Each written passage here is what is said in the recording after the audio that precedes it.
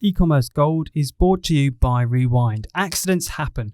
Maybe you installed an app and it messed up your theme, or a store collaborator deleted product images by mistake. It's a common myth that Shopify has a backup that you can use when something goes wrong with your store. The fact is they don't. That's untrue. That myth is busted. So what do? You use Rewind to equip your Shopify store with automated backups.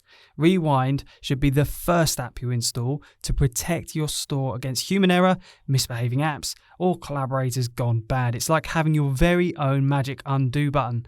It's trusted by over 100,000 businesses, from side hustles to the biggest online retailers like Nix, Lord & Taylor, and Moomin. It's even a Shopify Plus certified app. Best of all, visit rewind.com/ecommerce gold and get your first month for absolutely nothing, free on us.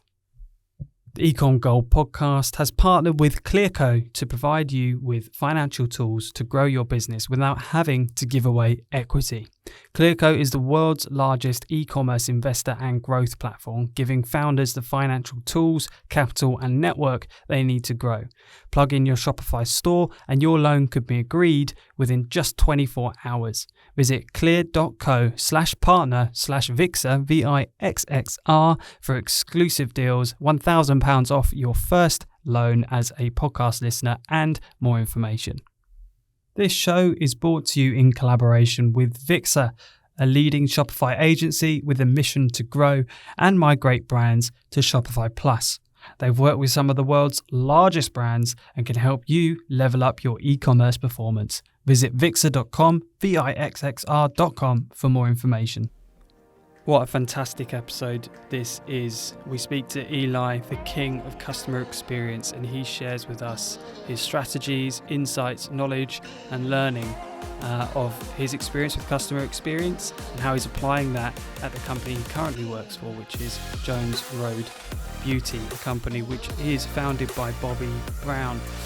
We get into it in this episode. I really hope you find value and there's some things you can implement in your business. This is a bit of a masterclass, and I would really appreciate it if you could take the time after this episode just to subscribe if you haven't already, maybe give the episode a share. So without further ado, here we go. I'll put you in the top 1% of people on planet Earth with the knowledge and skills that you have and experience and network.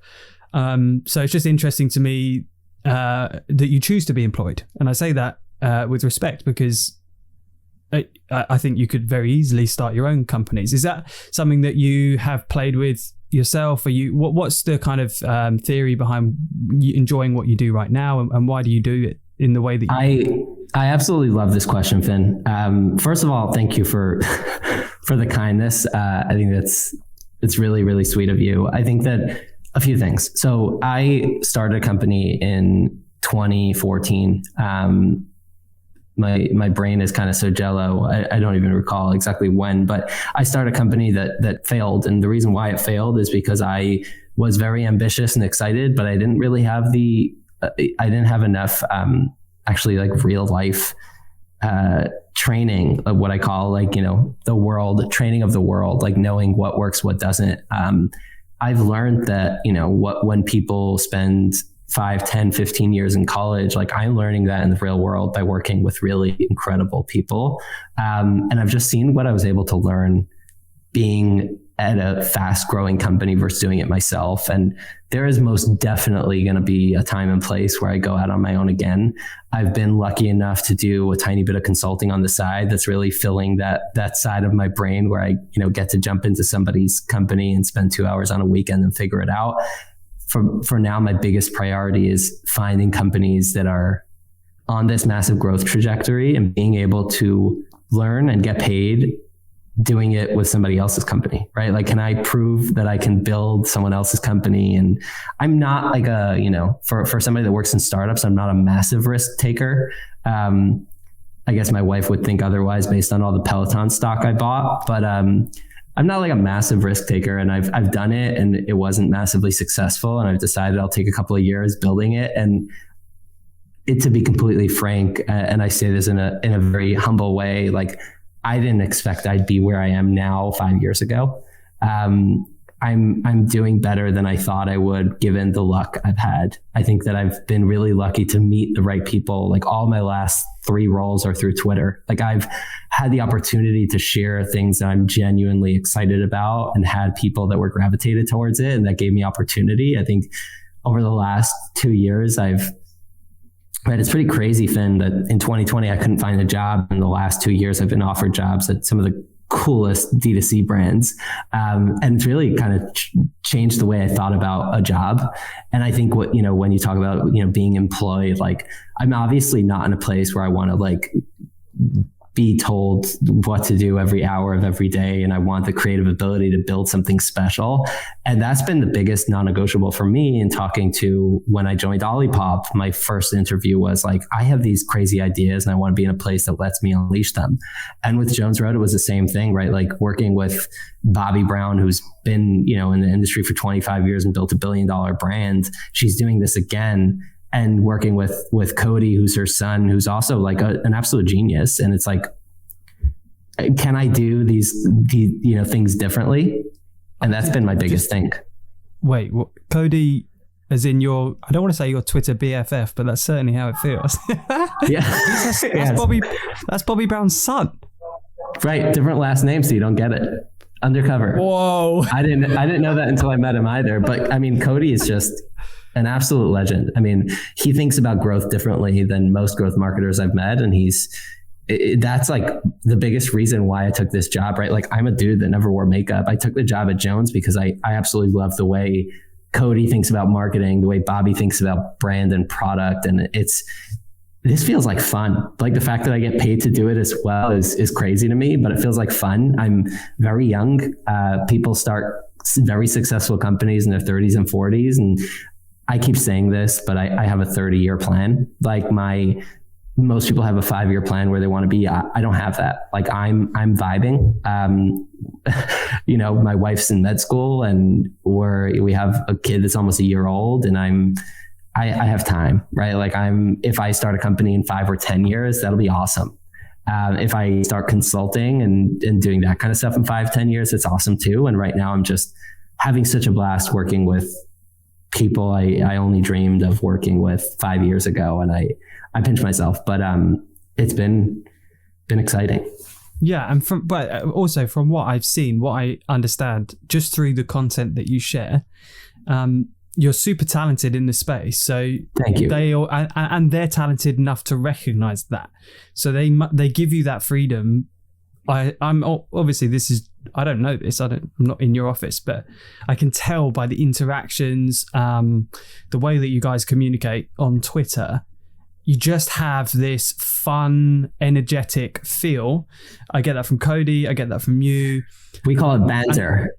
Yeah. In the UK. Got banter but it's like, it works. And you guys obviously have the freedom to try things, do things, and you believe in what you are doing. And I think that's just such a great company culture to have.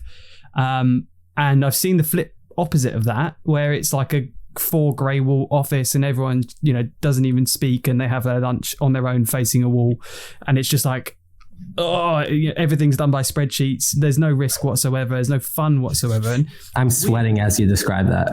Yeah, right. But it can be successful, but it's like, where would you only have one life, right? So you've got to enjoy it. But I love the fact that you're just picking up all of these experience points, making those connections, and obviously investing in yourself as well on Twitter. Like your future is going to be, from anyone's perspective, going to be crazy. And obviously your wife's in med school as well. Which too kind. Way too kind. That's just wild. Anyway, after all of that, CX is what you're known for. And my experience with clients that we've had, CX has often been an afterthought in the traditional sense, that it is a part of the business that is a necessity, but not a part of the business that is discussed and focused on. And that's sad, really, for a number of reasons. And there's obviously value that can be attributed to CX. So can you just treat me like a startup, high growth founder with a business who has no idea about CX, and just teach me some stuff about CX? Give me the basics, give me some tips, whatever you want to go, however you want to do it. And I've got some other questions here that I can fire at you as you go. Yeah, I love it. I think that there's, let's take a step back. Customer service has always been viewed as a cost center. And the reason why it is that way is because it's always been reactive, right? It's like a customer purchases something from the brand, they purchase software, whatever it is. When they have a problem, they go to customer support. Customer support resolves the problem and then they move on with their life. And the reason why brands have hesitated to go towards this like customer experience kind of revitalized vision around what support looks like is because it's expensive. It costs money. Like you can't outsource it for $2 an hour. What we've seen, since the 90s is that SaaS companies have transitioned to this customer success model where people get paid six figures to basically make sure that their customers are happy and that they can upsell them and get them into renewals and view it as a more proactive way. But SaaS companies have focused on it. CPG brands haven't. As like the Facebook dial started turning and iOS 15 and all that has transitioned over the last couple of years, brands are realizing that waiting until customers leave and then hiring a retention team to bring those people back is very costly and ineffective and silly. And what we realize is that, we as a collective CPG universe have noticed that when you proactively invest time, resources, money into making sure that people have a great experience or at least have an experience that they expected, you don't have to chase after them once they leave. What that looks like on a very practical level is the difference between like a customer support, out of the customer support storybook is that they just handle issues as they come in. What I view customer experience as, and it's why my role is customer experience and retention, is because I think that when you look throughout the customer journey and you can make sure that we're at least meeting expectations, most brands aim to exceed them, at least meet expectations across the journey.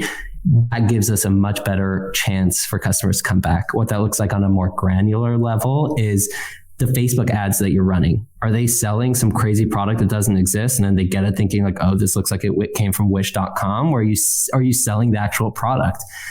Your site experience, is it cohesive? Does it make sense for customers? Is it this journey that customers are going on? Or is it just like you're throwing a bunch of things, they work, and then the second the customer gets it, they're like, what the fuck is this?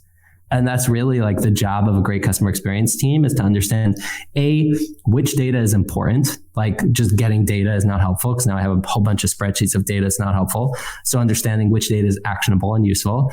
And B, making sure you get it to the right place, right? Like if I get a whole bunch of data around why customers dislike the product, but I don't do anything about it, that's silly. Now, let me give you a very, very straightforward example of how that happens. One of our best-selling SKUs is a Miracle Balm. It's in most orders. Customers love it. I've gone through thousands of NPS scores and looked at qualitative feedback from customers. And one of the biggest reasons, if somebody is not to like it, one of the biggest reasons, the three biggest reasons that I've synthesized over the last 2 months are it doesn't work with my oily skin, it's too sticky, or it's too tacky, right? Those three issues, we can actually know if a customer has oily skin because most customers take our survey before they purchase. So we have zero-party data saying like, hey, I have oily skin. Now, what if we took that data and we said, post-purchase, your email, if you have oily skin, is going to be dramatically different. We'll tell you to use a lot less. And when you see the videos of Bobby Brown using it, she has dry skin. So she puts a lot, you put a whole lot less. And now we transitioned your entire customer journey based on customer feedback that can be the most dramatic retention play we've done ever, right? Like now everyone that buys the product loves it because they're using it the correct way, right? So that's a very, very practical example how a proactive customer experience approach integrated with retention, the rest of marketing can actually, hopefully, fingers crossed, transform a business. Experience is such a key word in what you're saying there, because customer support, customer experience. I feel like the old world is customer support, where you have your support team stuffed next to your warehouse, fielding calls from people who are pissed off with some of the things you mentioned, marketing, overselling the product, or logistics, not getting the products on time. And they're just fighting fires, usually kids straight out of school, college with a script. And, that's just hellish, right? And what you do is customer experience, which is something that is much more integrated based on what you said, along that complete customer journey. So where does it start? So if we look at the customer journey as the first step being awareness, engagement, and all the way through to purchase, post-purchase, where do you actually begin on the customer journey? And what does that first step look like? Is it after the purchase? Are you actually involved before the purchase? Like, where do you sit on the customer journey?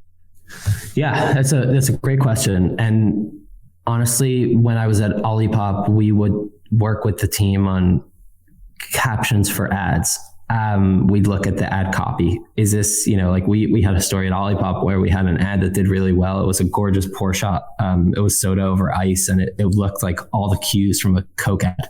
And it did really, really well on the acquisition side. Like the CAC was super low, but we ended up realizing that the LTV from these customers that came through that cohort weren't great. And my hypothesis was that people that joined through that ad had this expectation of this product being 10 times as good as a Coke because it looks the same and it costs 10 times the price or 5 times the price. When they get the product and they're like, oh, this is not that great. This is nothing special, but they had no interaction with the benefits of the brand and the benefits of the product, versus when we take an approach of doing us versus them with here's the difference between us and a Coke, and we're selling the benefits and we're selling why this is so much more expensive. Those customers, the acquisition might be higher, but the retention's better. Now, as a brand, like, should you focus on low CAC, high LTV versus, the opposite? I guess depends what brand you're trying to build. For us, we are focused on, both at Olipop and at Jones Road, we're focused on brand, right? We want people to have a great experience. Even if we get a whole bunch of customers to come in once, we'd rather have less customers come multiple times. So it's important to really, really integrate customer experience, like the feedback that we're learning from customers, sending that back to the ads. What that looks like by us is like, we have our growth team looking at all the NPS data and learning from positive engagement, positive feedback, and negative feedback from customers. Like, what are the objections that we're trying to answer with this ad? What are the pieces of great stuff that we should be mentioning to get in front of customers? So I think there's a ton of like this really tight feedback loop is what my objective is. Like, how can I pull the rest of the team into it? If we have a quality issue, if we have an ops issue, if we have issues with the 3PL, like, all this data is coming in, and most brands end up spending, $50,000 to bring in a team of experts to tell them what their customers are saying. And we have that all in front of us. The job of a great CX team is synthesizing that data and making it cohesive. Because if I send a 30-page slide deck to the entire team and say, like, here's your data, nobody will get it. Nobody will look through the whole thing. If I say, like, here are the 3 things that you should, like, here, we just launched a new product. It's called WTF, What the Foundation. If you have 3 minutes, these are the 4 qualitative things that we should focus on. Like, these are the reasons why people hate it. These are the reasons why people love it. And then we can tackle that as a team.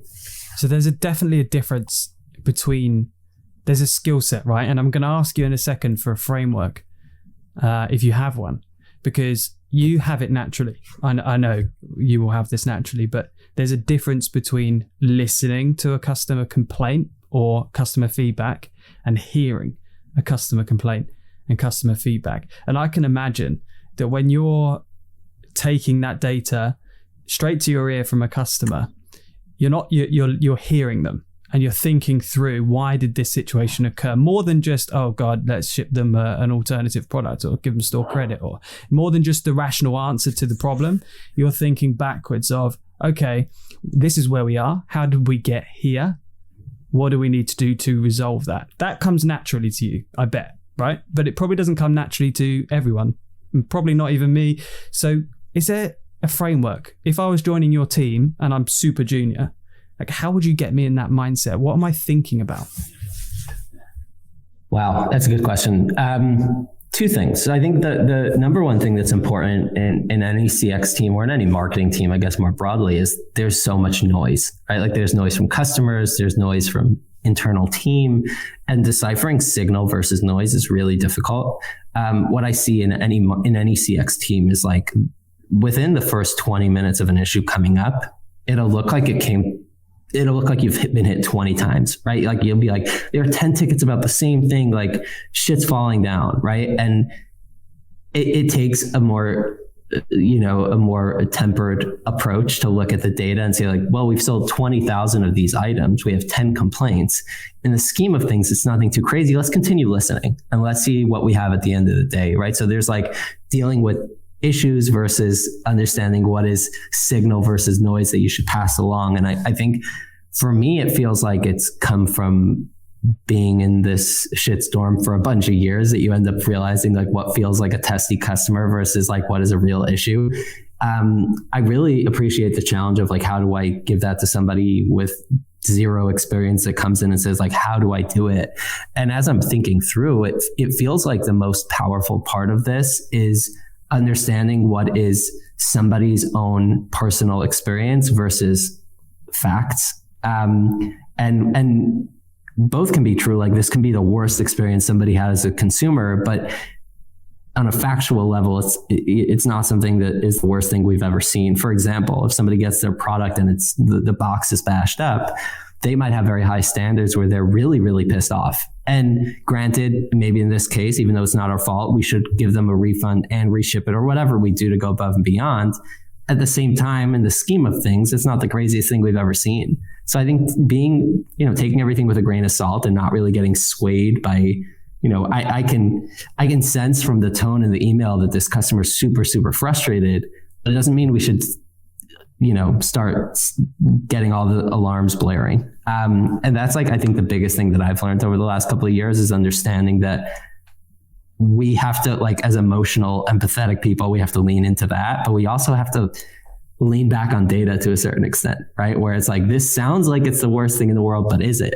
And that's something I ask myself very often is like, okay, but can we see the data on it? And I hate spreadsheets and I'm terrible at math, but when you get to a certain place where you're like, okay, like we can find a calculator and figure out how many of we tagged all these issues. We know how many issues there are. We know how many products we've sold. Like in the scheme of things, it's not such a large issue. And then the other thing I think is important and pretty difficult is like, what is an issue that I should be passing along? And the way I think about that as far as frameworks is it's one of a few things.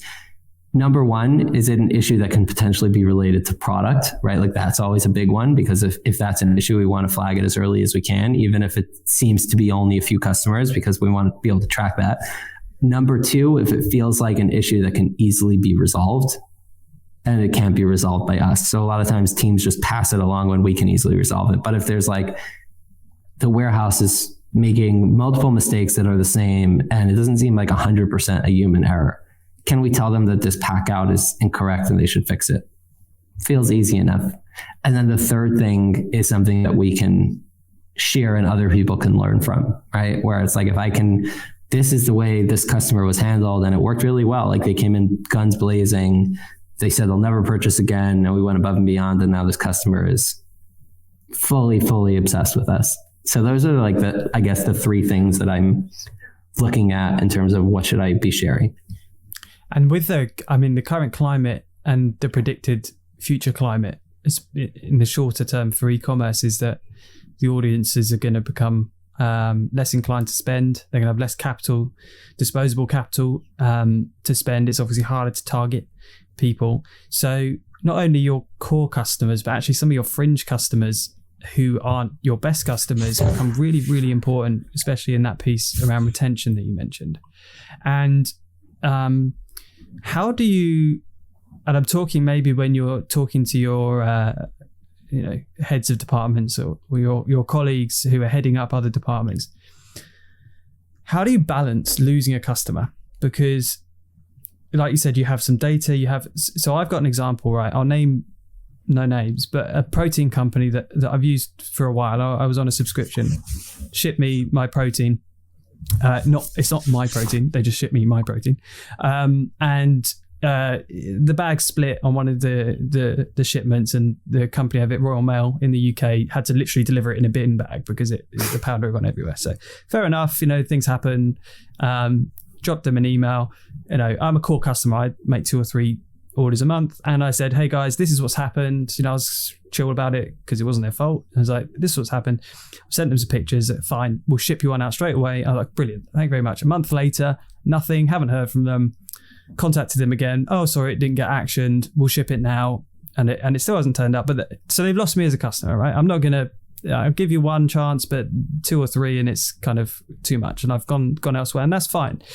But that could have been dealt with in a different way. And I was probably an expensive customer to acquire because there's so many options, and I've got to try the product, and then I've then got to ramp up my spend and get all of the additional products like the multivitamins to go with it. And, my order was quite sizable by the end of that. And that's a lot of investment from the brand to get me to that core customer status. And then they lost me just because of something silly. They didn't process something, or there wasn't a system in place to catch that. So like, how do you, I guess the question is, to summarize, how do you work out, okay, is this a customer that we can afford to lose? Can we afford to lose any customers? Because obviously the simple answer would have been just to ship me a product straight away and maybe chuck something else in the box, but that's going to kill your margins, right? So from my perspective as a consumer, I'm like, oh, they should just ship something straight away and make me really happy. But so what's the balance there? What's actually happening internally? What's the discussion? What's going on?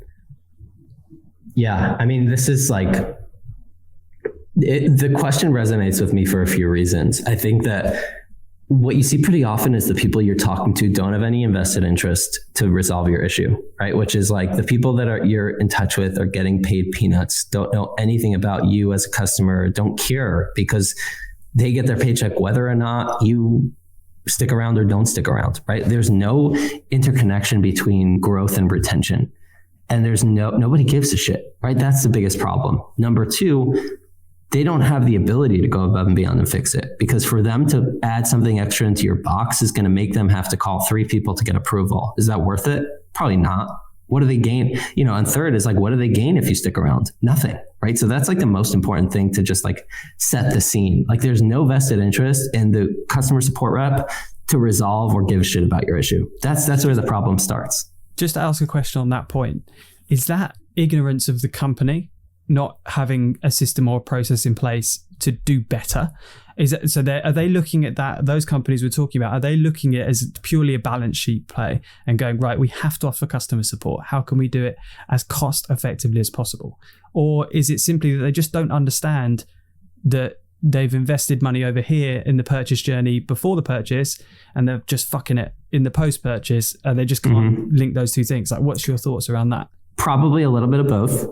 It's very, very hard to say like, this is a customer I should invest in versus this isn't, right? Because what's tricky, and in our world at Jones Road, we use Gorgeous, and we have a banner on the side that says how much money the customer has spent, how many orders the customer has made. Now, you can make a case that if a customer has spent $500 and ordered 10 times or 5 times, this is an impactful customer, and we should probably go above and beyond to fix it, right? Now, if you're viewing that as like, we should do well by the customer because they're a super fan, then great. But if you're viewing it as like, they'll be a high LTV customer, they already are, right? So like, do you think they'll spend an extra $1,000? Maybe they're at the end of their customer journey. So like, maybe we should just treat them like anyone else, versus like somebody that ordered twice has a potential to still have $1,000 in their bank account with us. And maybe, so when you try to like predict which is the customer you should go above and beyond, you end up getting to this like sticky place where like, it's hard to know if you're getting incremental value by spending more money to resolve one person's issue versus the other person's issue. And that's like, it gets you into this like nitty gritty place where it's like, it's impossible to make a decision based on like, do you think this is good for dollars? So what we've transitioned to, and the way I started thinking about it over the last couple of years, is like, is this impactful? Is going above and beyond impactful enough to make them love our brand more?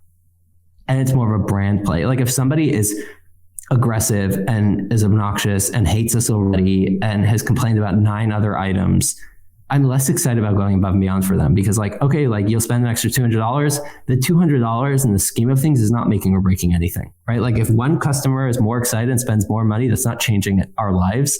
And that's very hard to look at the balance sheet and say like, oh, we went above and beyond. We spent an extra $40. Now they're going to stick around and spend an extra $350 and do the math and slice and dice it. But if we say like, this is a great way for somebody that seems really kind and they're understanding and they love us as a brand, but they're struggling, to go above and beyond and send them dinner or send them flowers, and they'll love our brand 10 times more and tell other people about it. Yeah, it's not trackable, but as a human, I can know that that's impactful. And I'm optimizing towards brand experiences versus like resolving somebody's order in a big way. Like, yeah, I definitely want to make sure you get your product. Yeah, I would try to expedite it. Yes, maybe I'd refund you as well, because we want to be decent to you. But like, the above and beyond is really, really hard to track unless you're thinking about it as like brand moments, right? Yeah. And I'm not, I guess, And that makes complete sense. And I guess what I'm talking about is maybe not the ones where you're going to convert these people into brand enthusiasts for life, like lifelong. Well, like if you bought someone dinner or you sent them flowers, I mean, that's going to convert me into like just like basically an advocate for your brand, right? I'm going to become a brand advocate for life, and that's cool. But I'm talking mainly about the ones, okay, so exclude shitty customers that are not based on logic and reason, because I know they must exist. In fact, I definitely know they exist. Yes. But the ones that are, so like me in this example, right? So I was very cool, calm and collected for, I understand e-commerce, right? I understand the inner workings of how these things happen. So I was cool about it. It didn't help though that I am vegan, and they continuously sent me, and all I order is vegan products, and they continuously sent me like meat-based products in my email marketing. I'm like, how? You're a multi-million-pound company. It's called, just segment your That's crazy. Emails. That's crazy. That's a side note. Anyone who's not segmenting their audiences at least to that level, just like, what are you doing? But yeah, so I thought it was a good customer, and I didn't leave a review or anything, but that's my point, right? So you've got the upside of retaining a customer potentially, and that's great, but you've also got the downside nowadays of every customer is a potential micro-influencer, or worse, they're basically hand grenades, right? So if you piss them off, you're getting actually negative brand equity. It's like you're not even staying in the middle. You're potentially going negative because they're going to influence their circle, and you know. So how do you work that out and justify? How do you even communicate that? One, value of retaining customers, but two, how do you factor in, or do you factor in the negative equity and negative brand equity of not keeping a customer happy? And I'm not talking about the pissy ones. I'm talking about real customers. Like, is there a metric, a value that you can attribute to that? Have you got a spreadsheet? Have you got a workflow? Or is it all just done on gut feeling? Yeah, I think two things. So first of all, every single customer is somebody we try to resolve to the best of our ability, every single one, just because like I think that your point is right. Like if one negative experience, even if somebody spent $42, that one negative experience can just not only ruin it for them, but they'll tell everyone else not to purchase. So that's just like a baseline investment that we make, is like we want to resolve every single issue to the best of our ability. Even if somebody's really obnoxious, like we still want to resolve their issue. We might, like if they return every single order and they've done it 10 times, like we're probably going to clamp down because it can't make zero sense for the business, but we try our best. Now, when it comes to like, frameworks and how to view these things, I think the most important thing is hiring, right? It's like you have to hire people that are deeply, deeply obsessed with making things right and treating people the way they want to be treated. Like I absolutely love making things right when a customer has a shitty experience. Like I love going above and beyond and just showing them like, hey, there's a human behind this. Like we'll fix it. And I think if you hire people that are just clocking in their hours and looking to click a canned response and send it, all the frameworks in the world can help you, because you're like, oh, hey, here's 10% off your next order because we screwed you. And they're like, well, I don't want 10% off. I just want to be validated, right? Like that's the tricky thing, right?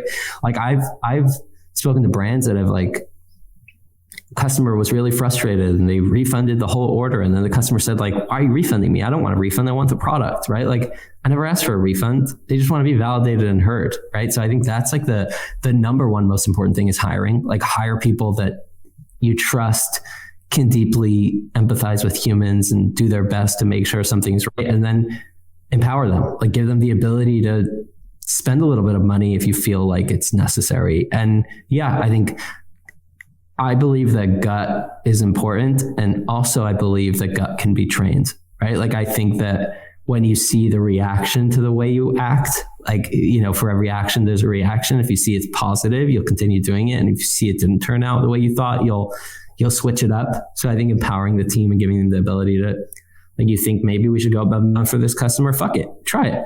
Let's see what happens. If they love us and they send back a mind-blowing review, then we know it's working. If not, we probably wasted our money, right? It sounds like do you know what it sounds like? It sounds like you are the human behavior element.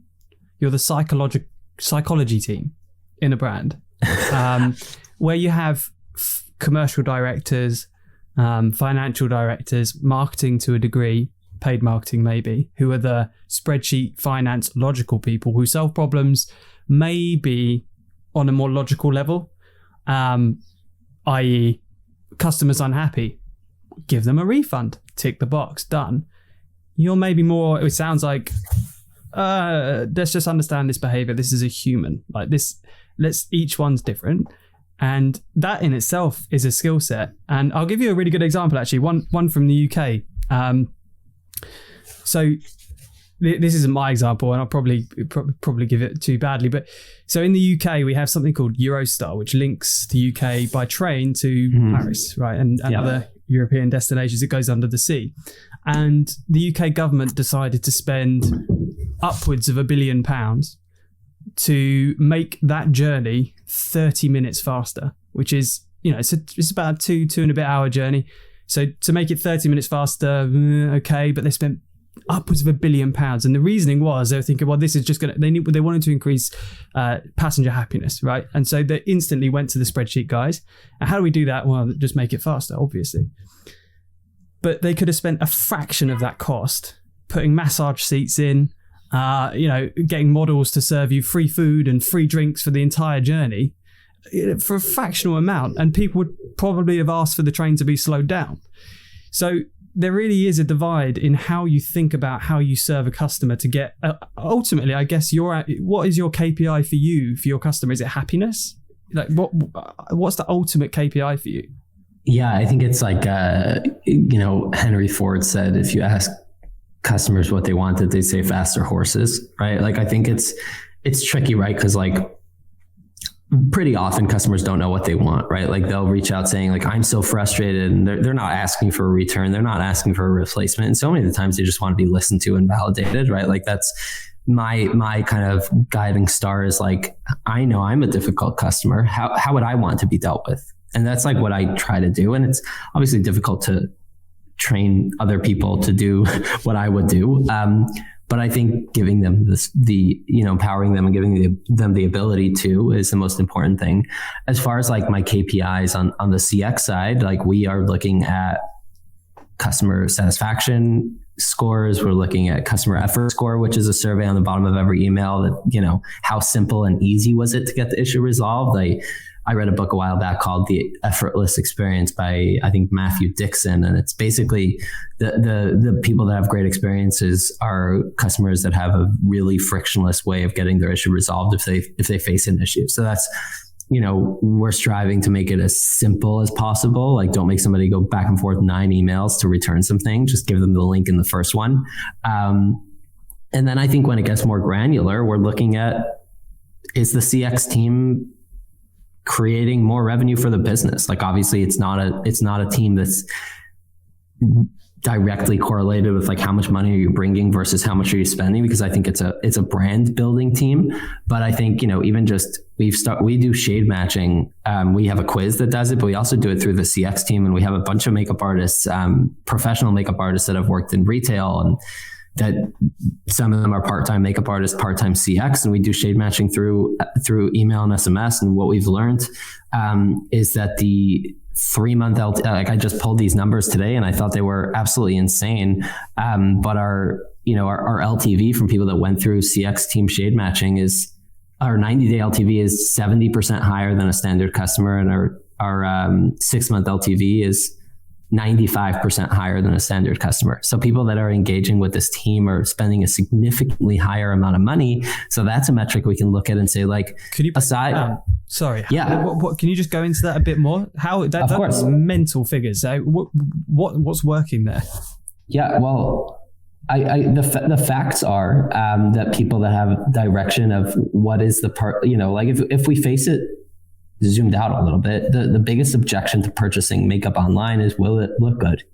And my hypothesis is that when people have a clear understanding of what's the best fit for them, they go into their first purchase thinking like, oh, this feels right. And they're more likely to like it because they're more excited about it from the first moment. And the relationship that they built with a person that recommended their first purchase, a big bulk of the time, they'll come back again and say like, hey, I love this, dislike that. What should I buy next? And it's essentially like shopping concierge, and they create relationships with our team, and they're just inherently, closer to the brand, more excited about the products, and are more likely to love their experience versus somebody that just goes and purchases something. A, it's not the right shade. B, maybe they didn't feel like they're connected to the brand because nobody, in general, I think people that engage with their CX team usually have somewhat of a higher LTV. But what we're seeing is that when we do something a little bit more transformative in terms of like the time we're investing and the relationship we're building, it's massively, massively impactful.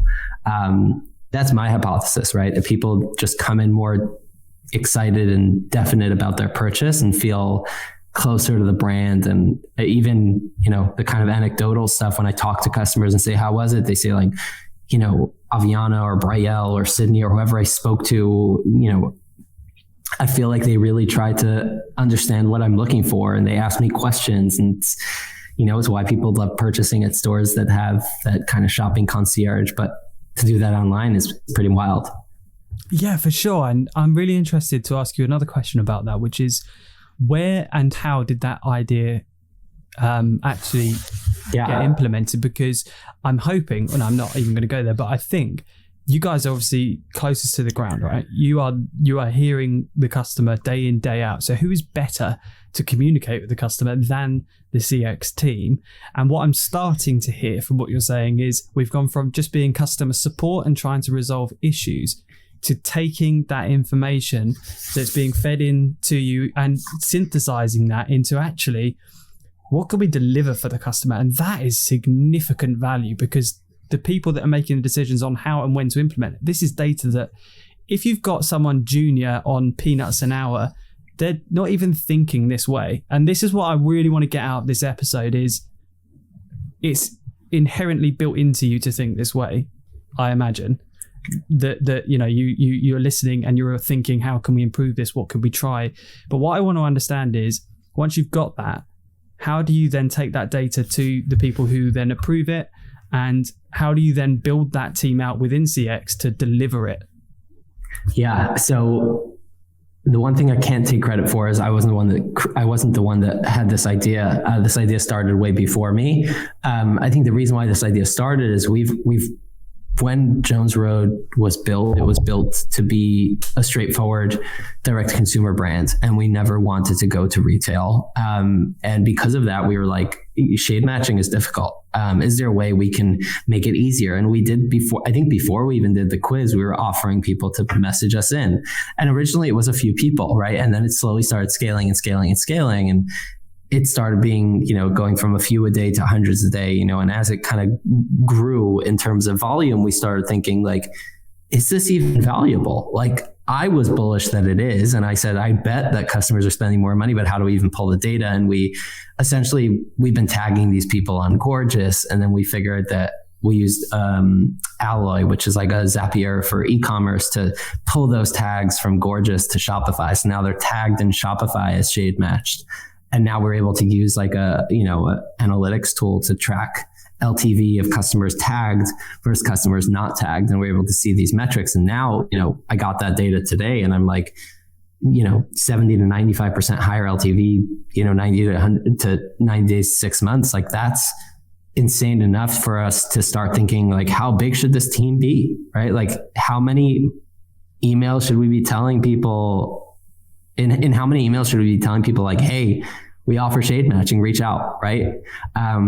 Something that traditionally wouldn't be scaled because it's too expensive and cumbersome is now a potential huge revenue driver and brand builder for us. So I think it's just being open to understanding that a CX team can be a massive money driver, and also being open to taking the chance is what I learned from this. But yeah. Can you give us an example of what's the bare minimum that you should be offering from a CS perspective as a brand? What's good and what is outstanding in your world? Yeah, I think the bare minimum is offering support that you don't have to like call to cancel a subscription. Like I know that some of the like some of the brands in the US, you need to call between 9 to 5 to cancel a subscription. Like the bare, in my opinion, the bare minimum is giving people the ability to get an issue resolved in a normal way.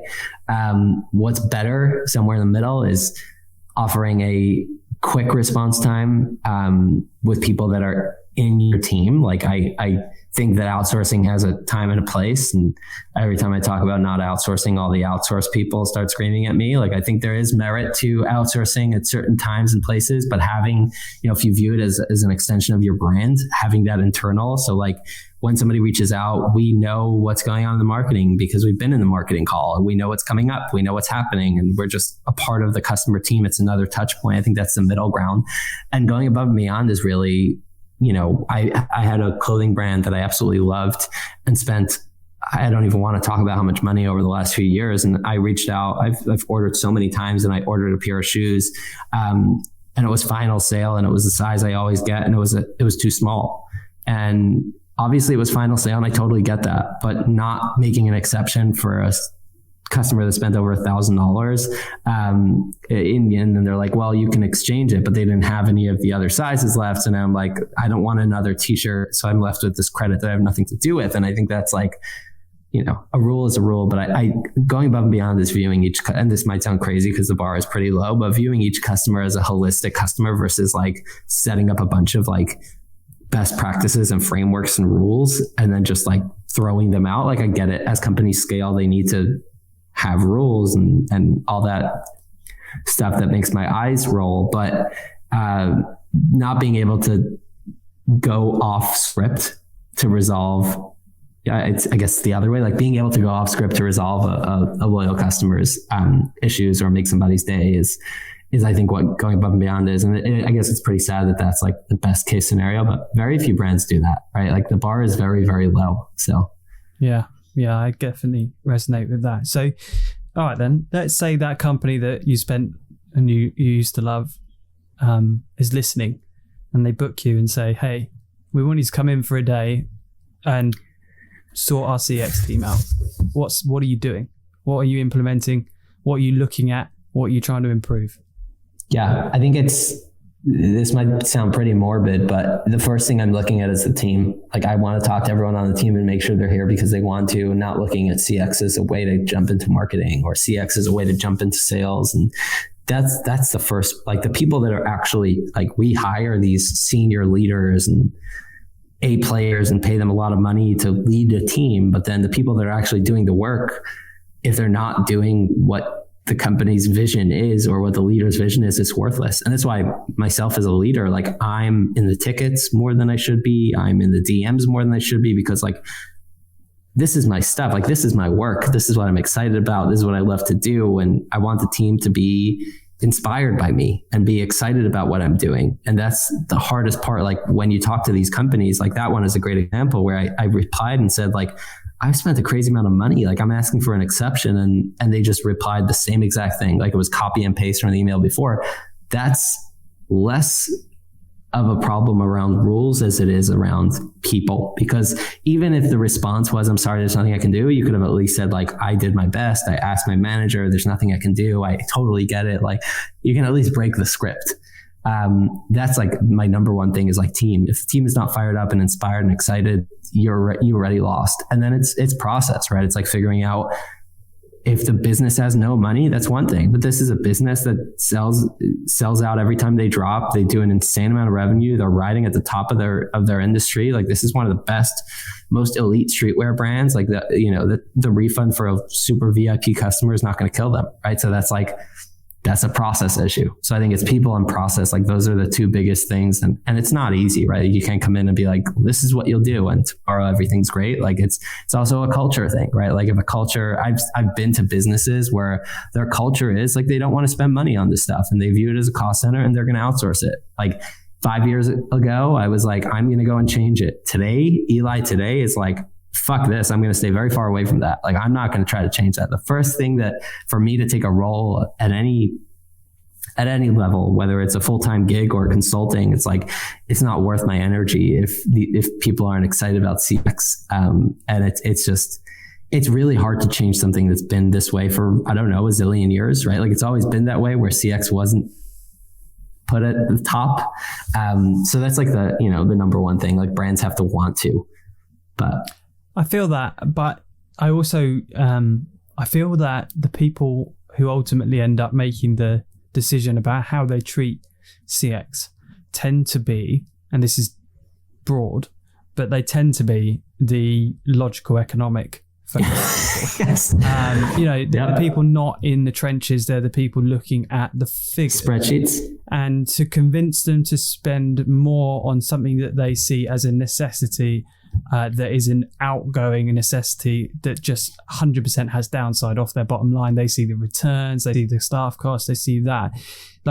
It's actually, I think, more of a perception change. And what I get from you, your tweets, and all the things that I see from you specifically, I don't see from so in so many other areas, is that you're compartmentalizing the customer service part of the role. And you have that flexibility to go above and beyond and all those things, which are quite easy to implement. But I don't think that convinces these logical C-suite financial guys, girls to change their mind on how they overhaul their CX. I think what convinces them is showing the value of CX, which comes from listening, innovating, adapting, evolving, attaching it to LTV, attaching it to all the things that you are doing. So how do you do that? What are you communicating back to the leadership team about ways to drive value through CX and not just to see it as a CS, customer service call center? I agree with you 1,000%. And what I've found in the last few years is that putting CX under marketing is usually 10 times easier, because CX under ops is usually dollars and cents equation. CX under marketing is brand, right? And I think marketing teams generally understand brand marketing, and you can hire somebody and pay them six figures to create campaigns that don't inherently drive anything on the bottom line, but essentially create a better brand, right? So I think it's usually a brand pitch for marketing leaders, and I think I think we can prove, like this LTV case that I spoke about earlier is a perfect example of how it inherently drives their business forward, right? Like great CX drives their business forward. But even without that, I think investing in CX is not an ROI question, it's a brand question. And when it comes to a brand question, it's like, if you as a consumer think that having great interactions with a brand makes you more likely to like the brand, humans are the same, right? Like, it's like we are so, as marketers, we have a ton of cognitive dissonance around like how we'd feel versus how everyone else feels, right? Like if as a consumer, you'd feel better about a brand because they treat you well, all the customers do, right? And it's like, it makes it difficult to spend the money when you don't have it, but there are plenty of brands that do an insane amount of revenue and have plenty of room on their balance sheet and still don't put CX near the top. And that's I've stopped trying to convince people to prioritize it and more show like, the brands that I work with and have the ability to be a part of, like Olipop is known for their great CX. Jones Road is starting to be known for it. I mean, our scores around CX are through the roof, and hopefully in the next 6 to 12 months, people know of Jones Road as a brand that has fantastic customer experience. And that's enough for me as a customer to say, like, I'm going to put my money there, right? If I need shoes and I can buy it on Zappos or DSW and it's $2 more on Zappos, I will always go with Zappos because I love what they stand for, right? And it's like, that's my aim. My aim is obviously the product has to be great and the shipping has to be great and everything else has to be great, but I want customer experience to be a reason why people choose Jones, right? And then, my 30-year goal, right? It's like I was talking about at the beginning of the call, like I don't have a 5-year plan. My 30-year plan is build and operate businesses that put the consumer first, full stop. And I want to prove that that's a value prop and that's a way for brands to be successful. And that's my mission, but I'm still early. So hope if you don't see me yet, hopefully you see me soon. I mean, you're doing this already early. I'd say you're one of the great innovators in the space already. I don't Thank you. If that's credit to you or that you're in a space that needs to be innovated in. I think it's a bit of both.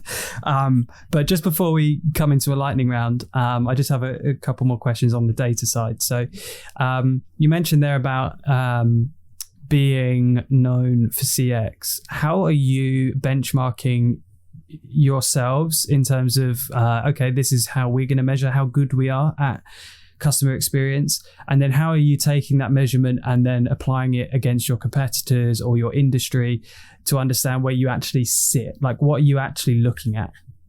Yeah, I think with most of this, it's I look at both qualitative and quantitative. On a quantitative lens, I mean, it's like NPS scores, and we ask secondary questions on, like, the NPS would be on a scale of 0 through 10, how likely are you to refer Jones Road to a family or friend? And the secondary question would be based on which of these reasons did you choose your score? And one of them would be shipping and delivery. One would be website experience, product, value, customer service. And we can segment based on, are people promoting our brand because of the support or experience, or are they telling people not to shop with us based on that? So we're segmenting NPS score based on that, and NPS more broadly is something we can easily measure across other people in the industry. And I'd say the other thing that's the qualitative side that's super important to me is, like, I want to ask strangers on the street that are walking into a Sephora or walking into a Credo or whatever store they are, and say, did you hear of this brand? Like, what do you think about them? And in my craziest dream, they say, I heard they have great customer support, or I heard that they treat their customers well, or I heard that their experience is perfect. And it's still early, but I feel like we get so much of the reviews and feedback we get are mentioning, the experience they had with us. And I'm striving for that to be more and more, but that's on the qualitative side, how I would judge my own success there. Yeah, that makes so much sense. So for everyone listening, I think you come with an advantage to any company in that you have an established brand, personal brand in this space. And so you automatically get a voice, and that voice has already got a lot of weight behind it because of who you are. But there aren't many of you. And what I want to know is, what can companies do with managers in CX, people who are running that team, to give them a voice? Like, what questions can they be asking to try and get the best out of those employees? Finn, what's shocking about this question is that you talk to just about every brand and they say, oh, we'd be happy to have somebody with a personal brand. But then you talk to some of the great players in this space that have worked at brands and have tried to build a personal brand, and they were told, no, you shouldn't do that podcast, or no, you shouldn't put that article, or no, you shouldn't. And there's a lot of control that comes into play here.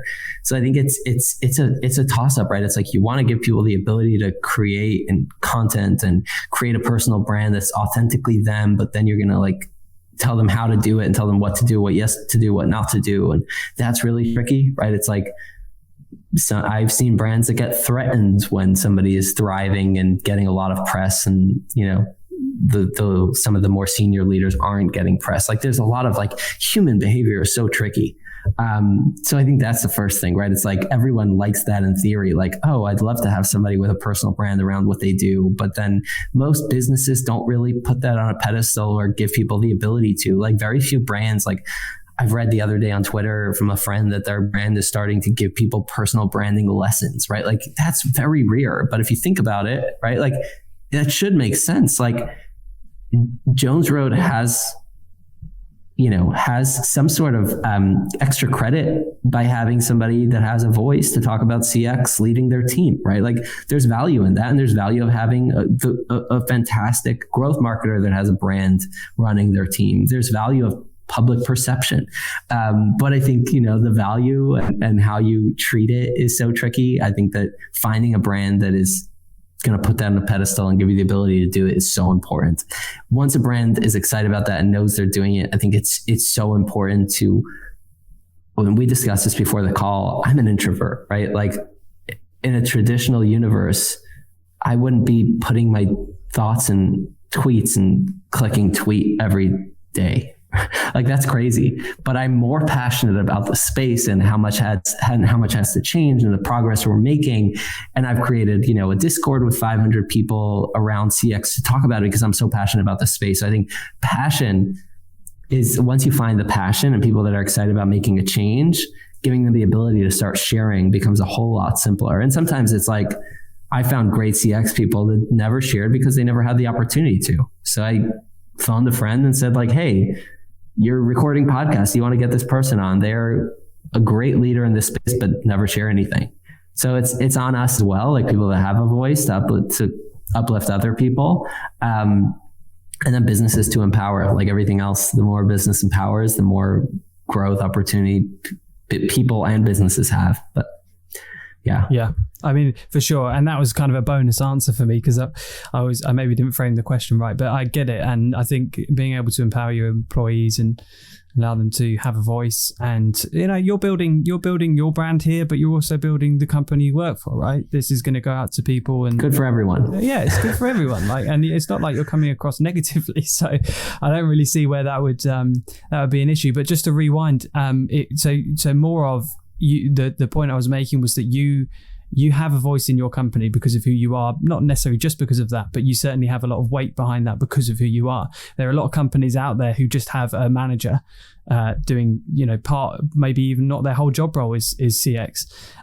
So what I wanted to know is, what advice would you give to a leadership team? What questions should they be asking that person who's in charge of CX to try and get them to be thinking like you think, to get the best out of them? What should they be saying you need to focus on? Does that make sense? Yeah. I mean, if I understood your question, it's like, how do people get their CX leaders to think differently and think more forward about CX? And I think the answer to that is that challenging best practices is always my favorite. Like, so many people, I when I was interviewing for the role at Jones Road, Bobby asked me, she said, the other person I'm interviewing has a decade plus experience at a very luxury women's clothing brand, and you are a dude that never wore makeup and has no experience in the space. Why should I hire you? And I said, frankly, it sounds like this other person has fantastic experience. You might want to hire them. The reason why you would hire me is because you do things differently. That's how you got to where you are. And I will most definitely do things differently as well. So if you want to go off the beaten path and try something new, I had no experience in soda or luggage or anything else when I started. And I love learning about new spaces and doing things differently. And I think that my biggest fear is hiring somebody that has a decade of experience doing the same exact thing at 4 different companies, because that's going to get you the same thing that they saw. And that might not be a bad thing. Like, the company that this other person worked at was awesome, but that's not us, right? Like, we want to do things differently. And I think that's my number one thing, is like, challenge people to do things differently. Like, just because you did this at your last role doesn't mean you should be doing it here. And go back to kind of first principles, like what is good CX? Not how many emails should you send in a day? Like, let's start from foundationals, right? Like, what is great CX? What is terrible CX? How do we make sure not to deliver bad CX? How do we upgrade our current customer experience? I think that's like the biggest challenge that I like to give people, is like, just forget everything you've learned and let's start again. Yeah, amazing. And that's, just a perfect answer, really, to that question. There's no excuse for poor CX anymore. Full stop. You've been really generous with your time, so I am going to cut the lightning round down a little bit and jump into it now, if that's okay. So we've just got a few questions here, if I can find it. Can't find them, but I know them well enough. So the first question is, if you weren't doing this, what do you think you'd be doing? Oh God, I love traveling. I have a few dream roles, some of which I might still get to in my life, but one of the dream roles I had was writing points and miles blog content. I love flying and I love seeing new places. And there's a site called The Points Guy, which recently launched in the UK. And I was like, what a dream. Imagine flying first class and writing about it and taking photos. So that would be a dream role. Hey, you've just led me straight into one of our sponsors, American Express. If anyone needs a gold card, corporate card, platinum card, I can help with that pitch. Points. I can help with that pitch. Most of my travel has been, all of my travel has been for free with points and miles. So I have the Amex Platinum, which I absolutely love, and 4 other Amex cards. My wife has 4 cards as well, and we are devout Amex card holders and absolutely love the Centurion lounges and the benefits and the perks, and Amex is my favorite brand ever. So There you go. You've done enough, bro. We'll hook you up with some straight into the account. There you go. Know your account details after this, and I'll send it along to my contact in the States. Awesome. So yeah, cool. And you can tell that you have a passion for writing because your threads are just so good. So do check them out on Twitter primarily, but do you put them anywhere else? I'm a little bit of a LinkedIn poster, but Twitter is really my first home. Yeah, for sure. How much money is enough money for you to do your passion projects? In the bank, I need a number. Wow. I'd say 10 million, which sounds extreme, but I grew up in a family that had a lot of money and lost it all. So I'm like very, very obsessed with being financially stable. So I probably have a higher number than most, but you'll find out. Yeah. This is a question from our sponsor, which is Rewind. How do you safeguard your store in terms of how do you protect it? Do you protect it at all, or do you just trust Shopify to do that for you? Oh gosh, this is probably a much better question for Cody. I'm probably the wrong person to ask. Okay, I'll tell you what would be a better question. How would your CX stats be affected if your store went down for 4 hours? That would not be good. That would be chaos. So I wouldn't like that. Yeah. Okay, cool. I'll ask you one more question then. What do you think the biggest takeaway that you've learned so far is about CX in terms of, just that?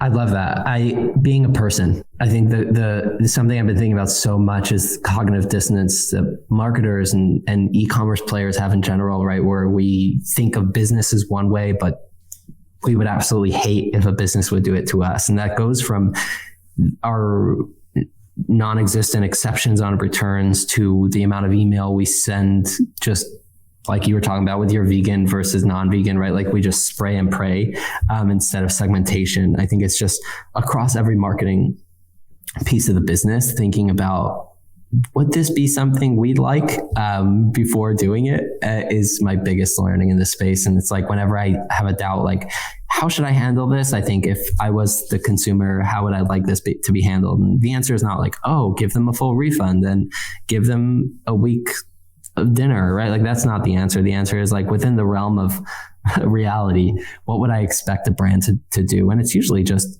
a very straightforward, non-canned response apology, right? But that's something I think about nonstop. It's like, I hate the dissonance, right? It's like, if I wouldn't like this, why am I doing it? Dude, it has been a pleasure and just such an experience for me. Thank you. I love it. Thank you so much, man. Everyone follow Eli on Twitter, and maybe one day he'll do some kind of playbook or something that you can grab off him if that doesn't already exist. Have you got a playbook or anything like that? Not yet. Maybe someday. Awesome. All right. Thank you so much. Thank you, Finn. The fact that you're still here at the end of this episode tells me that, one, you must have enjoyed it, and two, you're probably as big of an e-commerce geek as I am. Thank you for sticking around, and I just want to give a special thanks to Rewind, Clearco and Vixer for sponsoring this episode. You can find more information and the offers that are associated with those companies in the show notes below. Please also, if you haven't already, go to ecom.gold and subscribe to Gold Club. You'll get alerts about upcoming episodes. You'll get extra content like playbooks from each of the people and guests that we have on the show. And you'll also get access to some of the exclusive content that we have coming up. And finally, do share the show with your friends. Give us a review. It really helps us to build our audience. I hope you have a wonderful rest of your day. Take it easy, and we'll see you